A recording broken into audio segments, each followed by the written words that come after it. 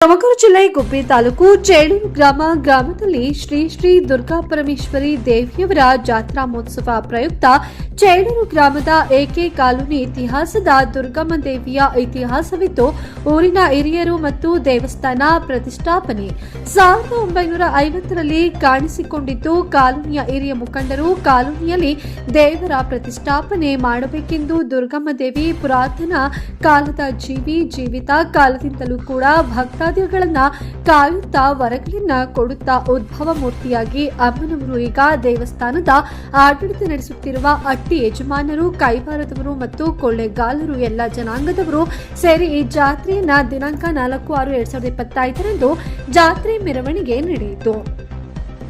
ಜಾತ್ರೆಯ ಸಂದರ್ಭದಲ್ಲಿ ಈ ಎಲ್ಲ ನಿರ್ದೇಶಕರಿಗೂ ತಿಮ್ಮಯ್ಯ ಕುಟುಂಬಸ್ಥರು ಅತ್ತೇತರು ಹಾಗೂ ಮೂಲಸ್ಥಾನ ದೊಡ್ಡ ರಂಗಜ್ಜ ಇವರ ಅಜ್ಜಿಯವರು ಪೂಜೆಯನ್ನ ನಡೆಸಿಕೊಂಡು ಬಂದಿರುತ್ತಾರೆ. ಈಗ ಅದೇ ಕುಟುಂಬದವರು ಬಸವರಾಜ್ ಅವರು ಕೂಡ ಹಾಗೂ ಗಿರಿಯಪ್ಪ ಕುಟುಂಬಸ್ಥರು ಕಂಬದಾಸಯ್ಯ ಕುಟುಂಬದವರು ಎಲ್ಲ ಅಟ್ಟಿ ಯಜಮಾನರು ಊರಿನ ಹಿರಿಯರು ಶ್ರೀಮಾನ್ ಯತೀಶ್ ಊರಿನ ಪಟೇಲರು ದೇವಿಯ ಜಾತ್ರೆಯನ್ನ ನಡೆಸಿದರು. ಮತ್ತಷ್ಟು ಸುದ್ದಿಗಳಿಗಾಗಿ ನೋಡ್ತಾ ಇರಿ ನ್ಯಾಷನಲ್ ನ್ಯೂಸ್ ಬಿಕೆಪಿ. ಸದಾ ಸುದ್ದಿಯೊಂದಿಗೆ ನಿಮ್ಮೊಂದಿಗೆ 24x7 ಇದು ಸತ್ಯದ ಧ್ವನಿ.